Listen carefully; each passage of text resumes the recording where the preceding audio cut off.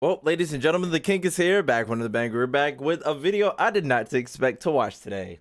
Shout out to Game Theory. I've been watching him, or I've been watching them, because I've been watching GT Live back when Matt Pet, live stream with his wife and all the FNAF.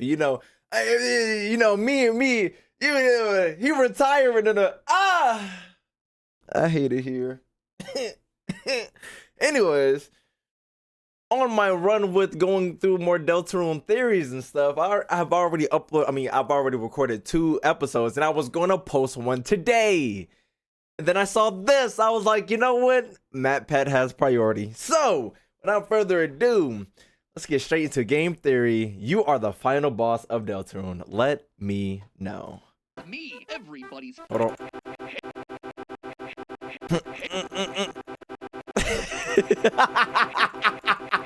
Hey, it's me, everybody's favorite #1 theorist. Matthew Patrick. Oh, if it isn't a Loyal theorist. Hey, well, have I got a Deltarune theory. for you? You want it, you want. Deltarune theory. Don't you? All you have to do is show me your Subscribe button. Go on, why don't you show it off?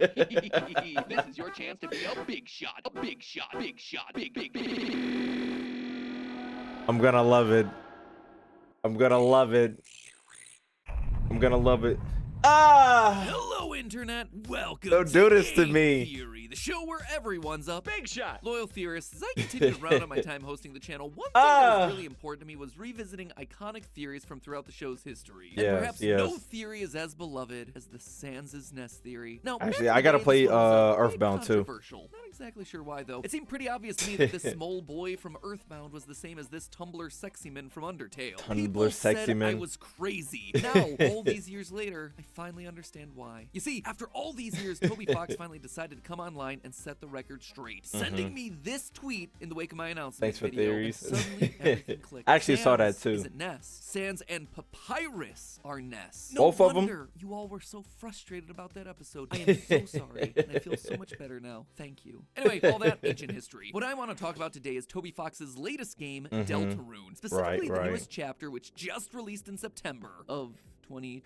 I thought I was tripping. So, admittedly, I might be a little bit late to this one. Thought I was Since it's been tripping. a I hot was minute like- since we last covered the franchise, let me just catch you up with where we stand right now. Off the Mm-hmm. bat, it's important to remember that Deltarune is a spiritual successor to Undertale. Yes, Even though a lot of yes. the same characters show up in both, they function independently from their first outing. This time we play as Chris, a quiet, lonely human child in a world of monsters, adopted into the family of Toriel, Asgore, and Azriel. See what I mean about the Okay. same characters repeating themselves? In Chapter 1, Chris gets paired up Very with much school adopted. bully Susie to go find some feel- chalk, but- only to fall into the dark world. Second A fantasy favorite? I think realm this is of my living favorite character. cards and toys powered Susie. by something called a dark fountain. Along the way, they meet the dark prince named Rolsey, whose Rolsey. name is an anagram of Keep- Azriel. Just something to keep in mind. Oh, We shit! quickly learn of a prophecy where Chris, Susie, and Rolsey are meant to restore balance It's to both Rolsey, the not worlds of Rousey. light and dark. After much ducking and dodging with our heart-shaped object, Susie learns to accept friendship, and together the team defeats the evil king and escape back to the real world, where suddenly the pair find themselves in a supply room scattered with toys and games. It was all pretend,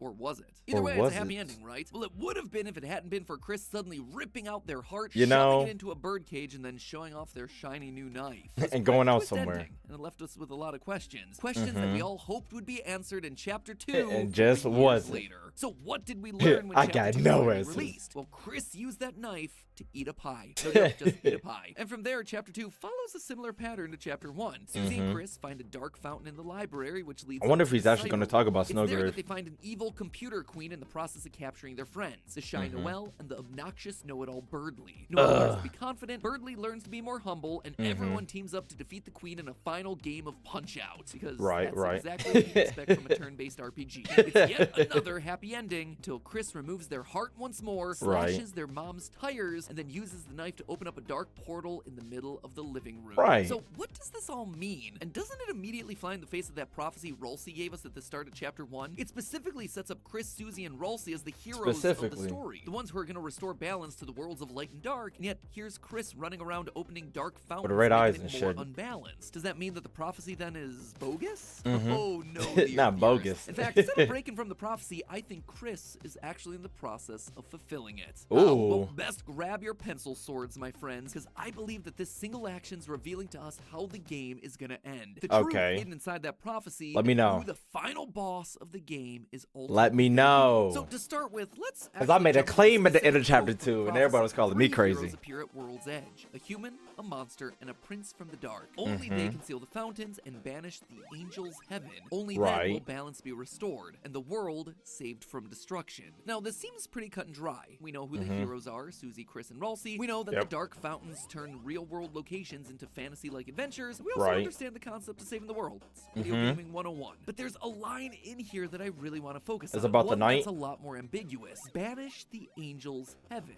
Ooh. It's a weird thing to say, like, what is an angel's heaven? And more Okay. importantly, why would we want to banish something like that? know, Normally, didn't angels in notice heaven, it. They tend to be good things, right? In my initial True. theories on this game, I suggested that the angel was Azriel, Chris's brother who's away at college, the one that broke Chris's spirit and left them all alone at home. In chapter Damn. 1, we're told that Chris and Azriel made an angel for their youth group, only to waste time Okay. on giving it massive wings, just like Azriel's final form from Undertale. And Thomas given that is we believed Azriel telling would be me the one that, causing yep. Chris to run away and hide in this fantasy dark world in the first place, it would make sense for the angel and angel's heaven to be connected to Azriel. But then Okay. chapter 2 came out, and a second challenger for the title of angel came into play: Who? Noelle. We Oh, met okay. Noelle in chapter 1, a young, nervous little reindeer snow with a angel, crush on yeah. Susie. And immediately her connections with angels are obvious. First, Mm-hmm. there's her outfit, a flowing white gown that looks an awful lot like the white robes that angels are depicted wearing in most religious artwork. Bars, During your bars, encounters bars. with various enemy characters, they refer to Noelle directly as Angel. Heck, Okay. Noelle herself even says that she wants to turn into an angel. During Okay. a romantic Ferris wheel ride with Susie, she says, quote, I'd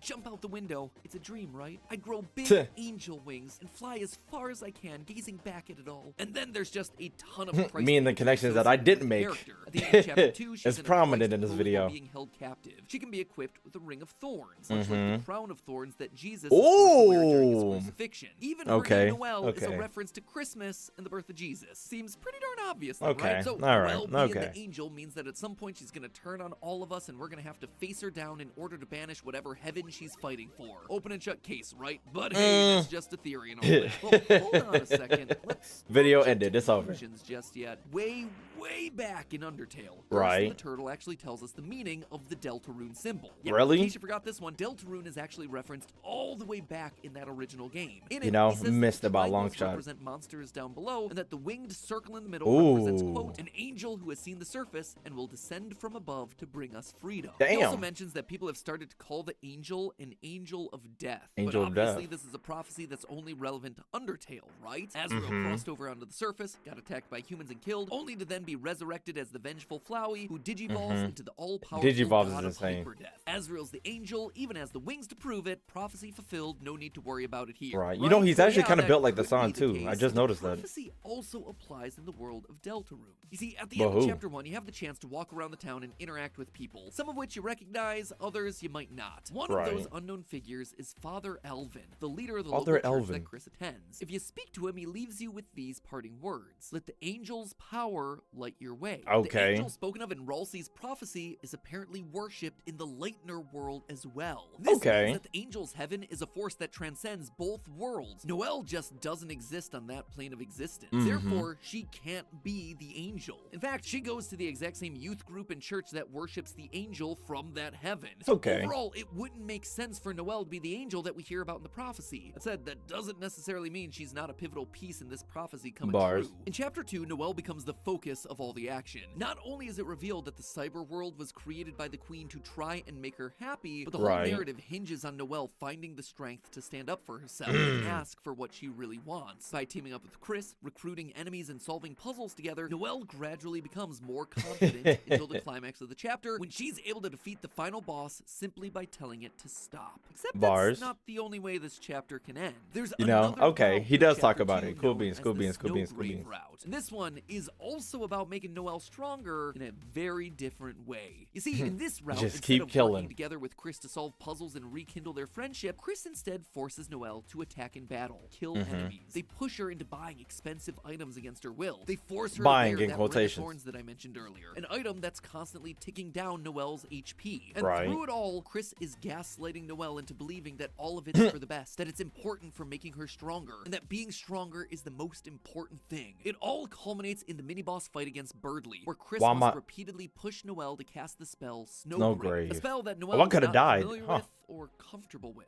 After resisting for a couple turns, eventually Noelle relents, casting a massive ice spell that freezes Birdly solid. A spell that, at least at the end Solid. of chapter 2, he doesn't seem to be able to wake up from. At Noelle all. has become stronger. In fact, she's much stronger now. Her personality back in the light world has once again gotten more direct and controlling, but the journey to Right. get there took a very different tone. So what does any of this have to do with the Angel's Heaven and the final boss of the game? Well, I gotta be honest with you, I lied a bit when I was describing how to get that Snowgrave route. Because while Chris is the character on screen gaslighting Noelle and forcing her into all these uncomfortable situations, There's Chris also isn't another side. the one doing it. Yeah. It's us, the player. And the game makes Oh, it very clear literally that it me? knows it's us. At the end of chapter 1, when Chris rips out their heart and throws it into a cage, we are still able to move that heart-shaped object while Chris pulls out their knife. Dead At this ass? moment, the game is making it crystal clear to us that Chris and the player are two separate Holy entities. But in chapter shit! 2, there is much more emphasis put on us and our role in this story. The only way the Snowgrave route can happen is if we pick very specific dialogue options. Dead Options that Noelle ass? explicitly says are very out of character for Chris. She becomes even more aware of us when we respond to her internal monologue, something that again Chris should never have done. Kid At yet here. another point, she mentions that the voice she hears doesn't sound like Chris's. It's Our me. involvement is starting to be noticed. Holy and fucking commented shit. on. In chapter 1, the only real person to make any sort of reference to the player was Sans,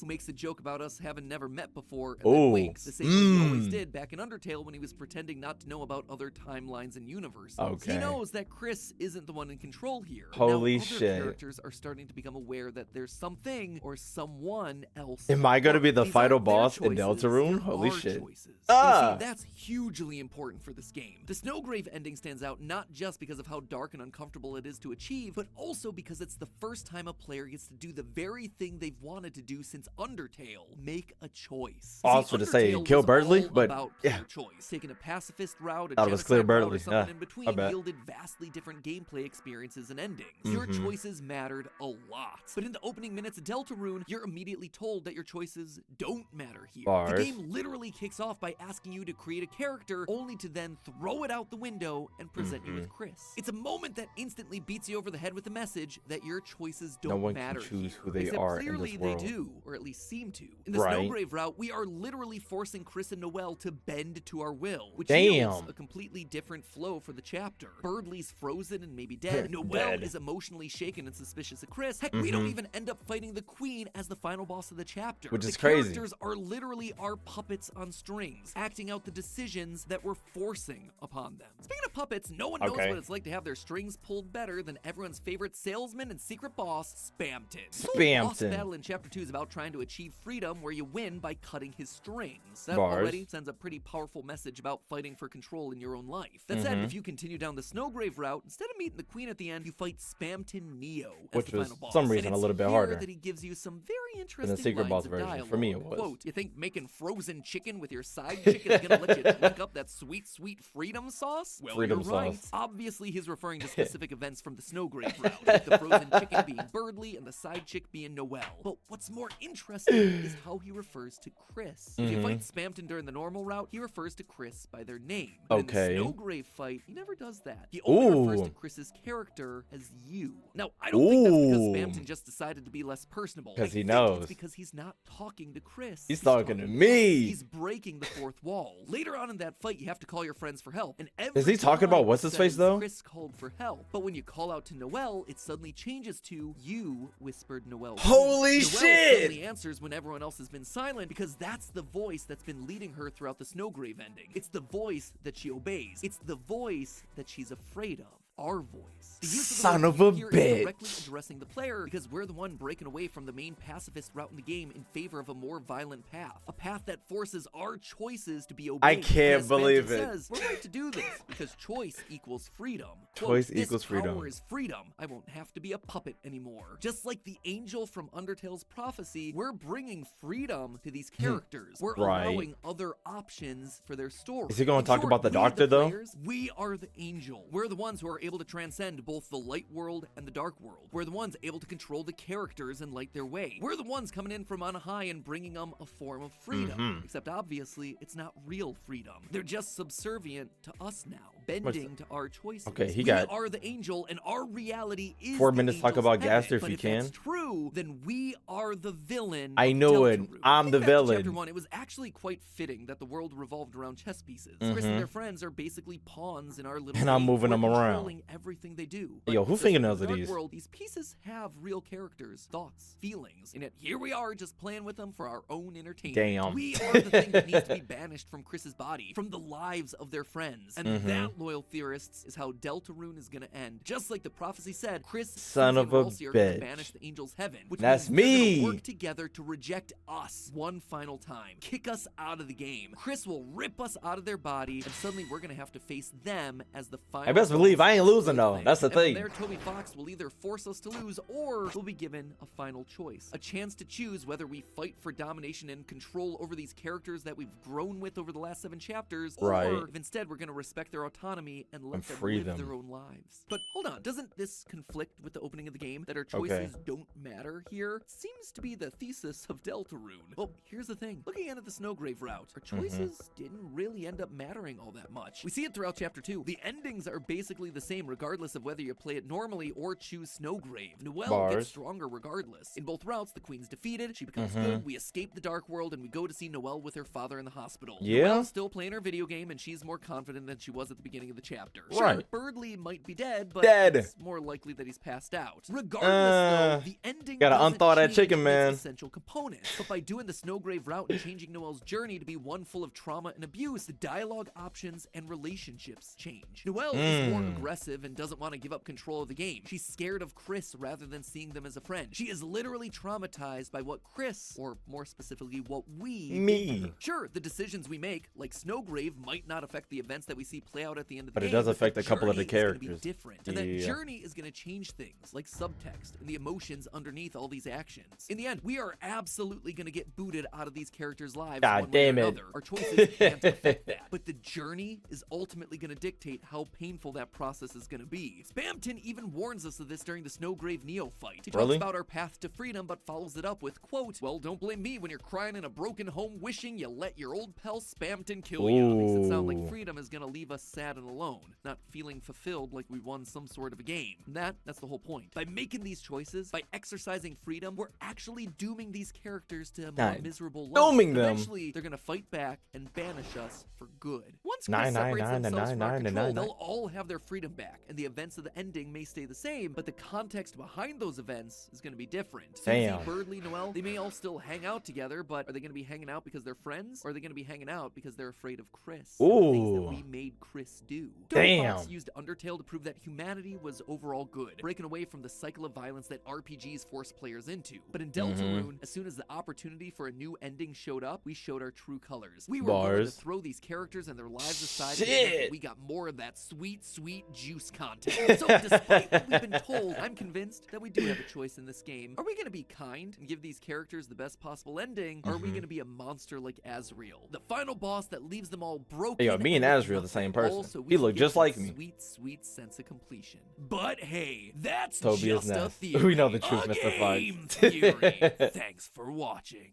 All right, Chad. I did not. Yeah.